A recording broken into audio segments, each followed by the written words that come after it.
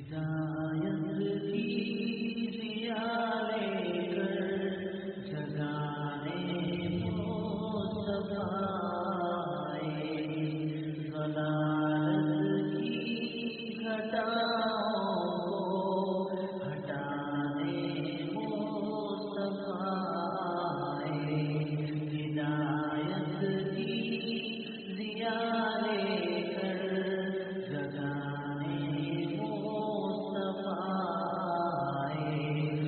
سیرت طیبہ تمام دنیائے انسانیت کے لیے ایک نمونہ ہے، اور اللہ تبارک و تعالی نے اس کا اعلان قرآن کریم کے اندر فرمایا، لقد كان لكم في رسول الله أسوة حسنة لمن كان يرجو الله واليوم الآخر وذكر الله كثيرا۔ تمہارے لیے رسول اللہ صلی اللہ علیہ وسلم کی ذات میں بہترین نمونہ موجود ہے، اس لیے تمام مسلمانوں کی ایک ضرورت یہ ہے، بلکہ تمام دنیائے انسانیت کی ضرورت،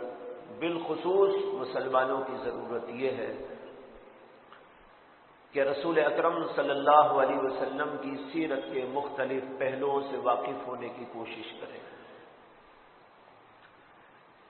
اس لیے آج کی اس مجلس میں میں نبی اکرم صلی اللہ علیہ وسلم کی سیرت کے کچھ پہلوؤں پر گفتگو کرنا چاہتا ہوں۔ سب سے پہلے تو ہمیں یہ سمجھنا چاہیے کہ اللہ تعالیٰ نے آپ کو دنیا میں اس وقت میں بھیجا جبکہ دنیا میں ہدایت نام کی کوئی چیز باقی نہ رہی تھی۔ نہ صرف یہ کہ ہدایت باقی نہ رہی، بلکہ انسانوں کے اندر سے انسانیت بھی ختم ہو گئی تھی۔ ایک انسان ایسا معلوم ہوتا تھا جیسے کہ کوئی درندہ ہو، خونخوار جانور ہو، جو کسی جنگل سے آ کر انسانوں کے درمیان میں بود و باش اختیار کر لیا۔ ایسے خونخوار ماحول میں اور ہدایت سے محروم ماحول میں ظاہر بات ہے کہ اچھائی نام کو نہیں ہو سکتی، وہاں پر برائی ہی برائی کا غلبہ تھا، ظلم تھا، فساد تھا، اور شرک تھا، کفر تھا، بے حیائی تھی، اور زناکاری تھی، چوری اور ڈکیتی تھی، ظلم انتہا کو پہنچ گیا تھا۔ ایک انسان دوسرے انسان کے لیے ایسا ہو گیا تھا جیسے کہ جنگل کے درندے ایک دوسرے کے قتل کے اور ایک دوسرے کو کھا جانے کے در پہ ہوتے۔ ہر جگہ پر فساد چل رہا تھا، تنکوں کی، منکوں کی، درختوں کی، چاند اور سورج کی، بلکہ درختوں اور جانوروں کی، ہر قسم کی چیزوں کی پوجا ہو رہی۔ اللہ کو پہچاننے والے ختم ہو چکے تھے۔ انبیاء اکرام علیہم السلام کی تعلیمات جو آپ سے پہلے دنیا میں آئے تھے، ان کی تعلیمات تحریف کر دی گئی تھی، اس کو عدل بدل کر دیا گیا تھا، اس کے اندر خرافات کو داخل کر دیا گیا تھا، توحید کے درس کو شرک سے بدل دیا گیا تھا، برائی کا نام اچھائی رکھ دیا گیا تھا، اچھائیوں کا نام برائی رکھ دیا گیا تھا۔ ایسے دور میں ضرورت تھی کہ ایک اللہ کا پیغمبر آئے اور دنیا کے اس بگڑے ہوئے نظام کو پورے طور پر درست کر ڈالے۔ اس کے لیے اللہ تعالیٰ نے نبی اکرم صلی اللہ علیہ وسلم کو بھیجنے کا فیصلہ کیا،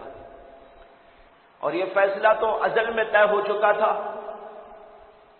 اور ہمارے آقا محمد عربی صلی اللہ علیہ وسلم کو اللہ نے پہلے ہی نبی بنا کر دیگر پیغمبروں کے ذریعے سے آپ کے دنیا میں تشریف آنے کا اعلان کروا دیا تھا۔ توریت کے اندر، انجیل کے اندر، زبور کے اندر، دیگر اور آسمانی کتابوں کے اندر نبی اکرم صلی اللہ علیہ وسلم کی آمد کا تذکرہ موجود تھا، اور اتنا واضح نقشہ موجود تھا، اور آپ کی صفات کے ساتھ آپ کا حلیہ مبارک بھی پیش کر دیا گیا تھا، جس کو پڑھنے کے بعد ایک انسان کسی اشتباہ میں مبتلا نہیں رہ سکتا کہ وہ آخری پیغمبر کیسے ہوں گے، وہ آخری پیغمبر کیا صفات لے کے آئیں گے، اور وہ آخری پیغمبر کیا صورت لے کے آئیں گے۔ آپ کی صورت کا تذکرہ اور آپ کی سیرت کا تذکرہ پچھلی کتابوں میں اللہ نے فرما دیا۔ قرآن کریم کے اندر بھی اللہ نے بتایا ہے کہ نبی امی صلی اللہ علیہ وسلم کا تذکرہ پچھلی کتابوں کے اندر موجود تھا۔ یجدونہ مکتوبا عندہم فی التوراۃ والانجیل، یہ یہود اور نصارہ نبی اکرم صلی اللہ علیہ وسلم کا تذکرہ اپنی کتابوں تورات اور انجیل کے اندر پاتے ہیں، اس کے اندر لکھا ہوا موجود تھا۔ تو آپ کی آمد سے ہزاروں سال پہلے ہی سے اللہ تعالیٰ نے پیغمبروں کے ذریعے بتایا، جو پیغمبر دنیا میں آتا تھا وہ نبی اکرم صلی اللہ علیہ وسلم کے بارے میں بتا کے جاتا تھا کہ میں تو پیغمبر آیا ہوں، میں چلا جاؤں گا، اور ایک زمانے میں آخری پیغمبر آنے والے۔ حضرت عیسیٰ علیہ السلام نے بھی، جو اللہ کے نبی علیہ السلام سے پہلے گزرے، انہوں نے اپنے لوگوں کو بتا دیا تھا کہ میرے بعد ایک پیغمبر آنے والے ہیں، اور ان کا اسم گرامی احمد ہوگا۔ مبشرم برسول یاتی من بعد اسمہ احمد، میرے بعد ایک پیغمبر جن کا نام احمد ہوگا، میں ان کی بشارت تم کو سنا کے جا رہا ہوں۔ اس طرح ہر پیغمبر نے رسول اللہ صلی اللہ علیہ وسلم کے بارے میں بتایا۔ تورات کے اندر بھی موجود ہے، اور اس تورات میں جس میں لوگوں نے گڑبڑ کر دی اور تحریف کر ڈالی، عدل بدل کر ڈالا، لیکن اس کے باوجود آج تک بھی اس کے اندر ایسی آیتیں موجود ہیں جو بتاتی ہیں کہ محمد الرسول اللہ صلی اللہ علیہ وسلم کا تذکرہ اللہ نے کیا تھا۔ توریت کے 5 حصے ہیں، ان 5 حصوں میں سے آخری جو اس کا حصہ کہلاتا ہے اس کا نام ہے استثناء۔ اس جز استثناء میں 18ویں باب کی 18ویں آیت میں محمد الرسول اللہ صلی اللہ علیہ وسلم کا تذکرہ موجود ہے۔ اس کے اندر لکھا ہے کہ اللہ تعالیٰ نے موسیٰ علیہ السلام کو بتایا، موسیٰ علیہ السلام پر وحی نازل فرمائی کہ اے موسیٰ، میں تیرے بعد ایک پیغمبر تجھ جیسا بھیجوں گا۔ اس کے الفاظ پر غور کیجیے کہ اللہ نے فرمایا کہ اے موسیٰ، میں تیرے بعد ایک پیغمبر تجھ جیسا بھیجوں گا، اور اس کے منہ میں اپنا کلام ڈالوں گا، اور جو بھی وہ کہے گا وہ میری طرف سے بیان کرے گا۔ جو آدمی اس کی مانے گا میں اس پر رحم کروں گا، اور جو اس کی نہیں مانے گا اس کو دنیا میں ذلیل کروں گا۔ اس کے اندر جو ذکر ہے، ہاں اس کے اندر ایک بات اور بھی ہے، پھر دوبارہ دہراتا ہوں تاکہ سمجھنے میں آسانی ہو، کہ اللہ تعالیٰ نے موسیٰ علیہ السلام سے فرمایا کہ اے موسیٰ، میں تیرے بعد ایک پیغمبر تجھ جیسا بھیجوں گا، بنی اسرائیل کے بھائیوں میں سے، یہ لفظ بھی نوٹ کرنے اور کوٹ کرنے کا ہے، بنی اسرائیل کے بھائیوں میں سے، اور میں اس کے منہ میں اپنا کلام ڈالوں گا، اور وہ جو کچھ کہے گا وہ میری جانب سے کہے گا، اور جو اس کی مانے گا اس کو عزت دوں گا، اور جو اس کو نہیں مانے گا اس کو ذلیل کروں گا۔ یہ آیت غور کرنے کے قابل ہے، جو توریت کی آیت ہے، کہ اس کے اندر جو حضرت موسیٰ علیہ السلام کو بتایا جا رہا ہے کہ آپ کے بعد ایک پیغمبر بھیجوں گا، وہ پیغمبر آپ جیسا ہوگا، اور وہ بنی اسرائیل کے بھائیوں میں سے ہوگا، اور اس کے منہ میں اپنا کلام ڈالوں گا، یہ کون پیغمبر ہے؟ اس پر غور کریں گے تو آپ کو سمجھ میں آئے گا کہ اس سے مراد صرف محمد الرسول اللہ صلی اللہ علیہ وسلم کی ذات ہی ہو سکتی ہے۔ اس میں سب سے پہلی بات جو کہی گئی وہ یہ ہے کہ اے موسیٰ، میں تیرے بعد تیرے جیسا ایک پیغمبر بھیجوں گا۔ تیرے جیسا کا کیا مطلب ہے؟ تیرے جیسا کا مطلب یہ ہے کہ موسیٰ علیہ السلام کو جیسے اللہ نے کتاب عطا کی ویسی کتاب اس پیغمبر کو بھی دوں گا، اور جیسے موسیٰ علیہ السلام کو دنیا میں حکومت و طاقت دی، اسی طرح اس پیغمبر کو بھی دنیا میں حکومت و طاقت دی جائے گی۔ اور یہ ہے کہ وہ پیغمبر جو آئیں گے ان کے اوپر مستقل شریعت نازل ہوگی، وہ کسی اور شریعت کے تابعدار نہیں ہوں گے، جیسے موسیٰ علیہ السلام کو اللہ نے مستقل شریعت عطا فرمائی تھی۔ یہ ہے تجھ جیسا کا مطلب۔ نبی اکرم صلی اللہ علیہ وسلم سے پہلے اور حضرت موسیٰ علیہ السلام کے بعد اور بھی بہت سارے پیغمبر آئے تھے، لیکن وہ موسیٰ کے جیسے نہیں تھے۔ موسیٰ کے جیسے اگر کوئی پیغمبر موسیٰ علیہ السلام کے بعد آئے تو وہ صرف ہمارے نبی محمد صلی اللہ علیہ وسلم تھے۔ کیوں؟ اس لیے کہ موسیٰ علیہ السلام کے بعد جتنے پیغمبر آئے حضرت عیسیٰ علیہ السلام تک، وہ سب کے سب موسیٰ علیہ السلام کی شریعت ہی پہ چلنے والے تھے، ان کے اوپر کوئی نئی شریعت نازل نہیں ہوئی۔ اور یہ بھی آپ سمجھ لیں یہاں پر کہ خود حضرت عیسیٰ علیہ السلام بھی کوئی نئی شریعت لے کر نازل نہیں ہوئے تھے۔ جو ان پر اللہ نے کتاب نازل کی تھی جس کا نام ہے انجیل، انجیل کے اندر احکامات اور شریعت نہیں تھی، بلکہ اس کے اندر موسیٰ کی شریعت پر عمل کرنے کے طریقے بتائے گئے تھے۔ موسیٰ علیہ السلام کی شریعت ہی کو فالو کرنے کا حکم دیا گیا تھا، موسیٰ علیہ السلام ہی کی شریعت کی تکمیل کا حکم ان کو دیا گیا تھا۔ چنانچہ انجیل کے اندر آج بھی یہ عبارت موجود ہے اور یہ آیت موجود ہے کہ حضرت عیسیٰ علیہ السلام نے اپنے لوگوں سے کہا، انہوں نے کہا میں توریت کو منسوخ کرنے نہیں آیا ہوں۔ دیکھ لیجئے کیا بول رہے ہیں عیسیٰ علیہ السلام، وہ کہہ رہے میں توریت کو منسوخ کرنے نہیں آیا ہوں، میں اس کی تکمیل کرنے کے لیے آیا ہوں۔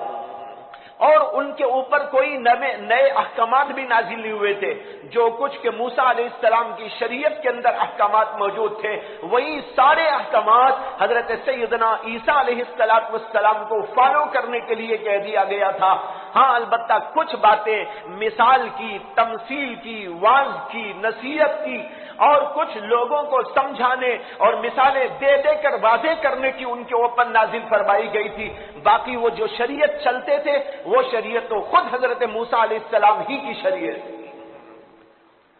اب ہم کو اتنی بات سمجھ میں آئی کہ موسیٰ علیہ السلام کے بعد کوئی پیغمبر ایسا نہیں آیا جس کے اوپر نئی شریعت آئی ہو،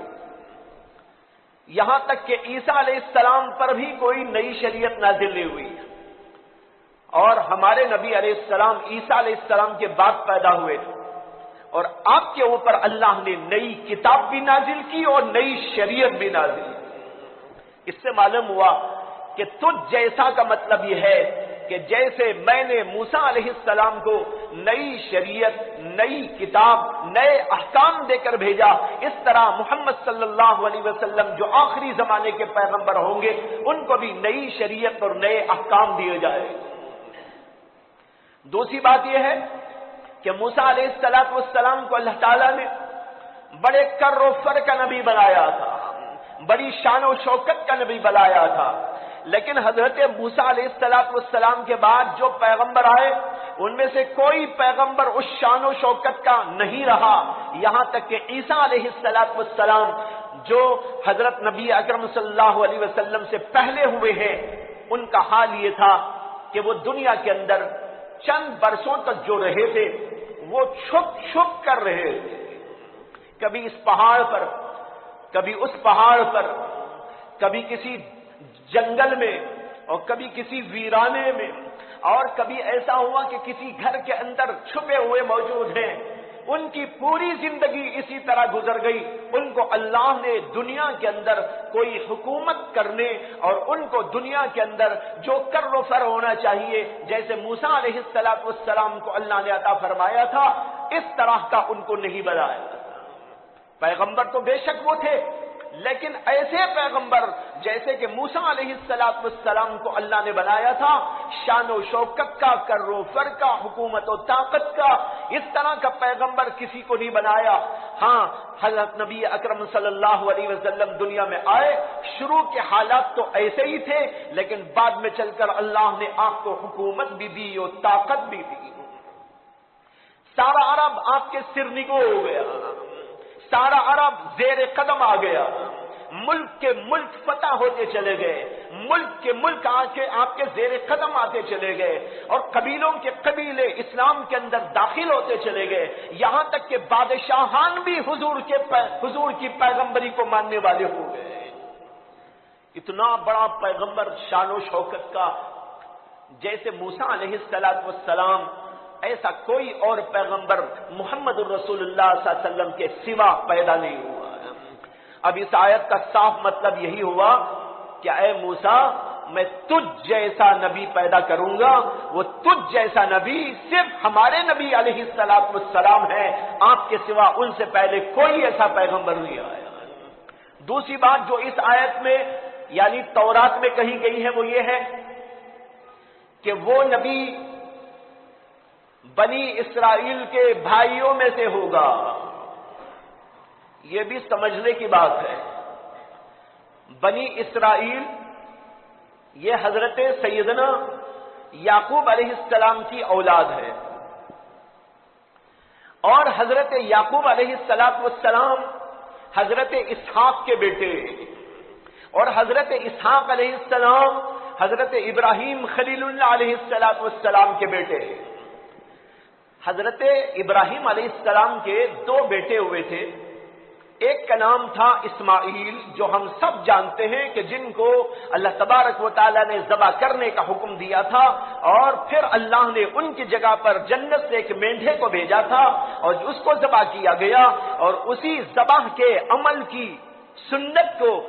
دنیا میں باقی رکھتے ہوئے جانوروں کی قربانی دی جاتی ہے۔ یہ حضرت سیدنا اسماعیل علیہ السلام ایک بیٹے حضرت ابراہیم کے اسماعیل تھے، اور دوسرے بیٹے حضرت اسحاق علیہ السلام۔ حضرت اسحاق کی نسل میں بنی اسرائیل ہوئے۔ اسحاق کے بیٹے یعقوب کی اولاد کا نام ہے بنی اسرائیل، تو اسحاق کی اولاد میں بنی اسرائیل ہوئے۔ یہاں اللہ کہتے ہیں موسیٰ سے، اے موسیٰ، تیرے بعد ایک نبی تجھ جیسا بنی اسرائیل کے بھائیوں میں سے پیدا کروں گا۔ بنی اسرائیل کے بھائی کون ہیں؟ وہ بنی اسماعیل ہے۔ بنی اسرائیل کے بھائی کون ہیں؟ وہ بنی اسماعیل ہے۔ حضرت اسحاق سے جو نسل چلی ہے اس کے اندر بنی اسرائیل آئے، تو ان کے بھائی کون ہوئے؟ حضرت اسماعیل علیہ السلام ہوئے۔ حضرت اسماعیل کی جو اولاد وہ بنی اسماعیل ہوئے۔ اس آیت سے یہ معلوم ہوتا ہے کہ آخری زمانے میں جو پیغمبر آنے والے ہیں وہ پیغمبر بنی اسرائیل میں سے نہیں آئیں گے بلکہ بنی اسماعیل میں سے آئیں گے۔ اب پوری تاریخ اٹھا کے کھنگال کے دیکھ لیجئے گا، کہ بنی اسرائیل میں تو بہت پیغمبر آئے، موسیٰ بھی بنی اسرائیل میں آئے، داؤد بھی بنی اسرائیل میں آئے، سلیمان بھی بنی اسرائیل میں آئے،